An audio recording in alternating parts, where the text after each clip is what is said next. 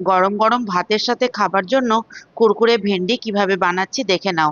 প্রথমে ভেন্ডি ভালোভাবে ধুয়ে পরিষ্কার করে তারপর অর্ধেক করে কেটে নিয়ে দানার অংশটা দুটো আঙুলের সাহায্যে চাপ দিলেই দানাগুলো বেরিয়ে আসবে। তারপর ছোট ছোট আকারে লম্বালম্বি ভাবে কেটে নিতে হবে। ভিন্ডি কাটা হয়ে গেলে তার মধ্যে লঙ্কা গুঁড়ো, হলুদ গুঁড়ো, জিরে ধনে গুঁড়ো, সামান্য জোয়ান হাতের মধ্যে ঘষে নিয়ে আর দিতে হবে কিছুটা আমচুর পাউডার।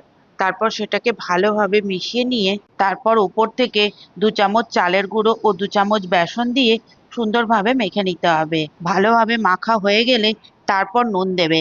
আগে থেকে নুন দিলে ভেন্ডি থেকে জল বেরিয়ে যাবে, তখন ভালোভাবে মাখা যাবে না। একটা কড়াইয়ের মধ্যে তেল গরম করে আস্তে আস্তে ভেন্ডিগুলো মিডিয়াম টু লো হিটে কুড়কুড়া করে ভেজে নিতে হবে। তোমরা দেখতেই পাচ্ছ ভেন্ডিগুলো কতটা ক্রাঞ্চ হয়েছে। Thank you.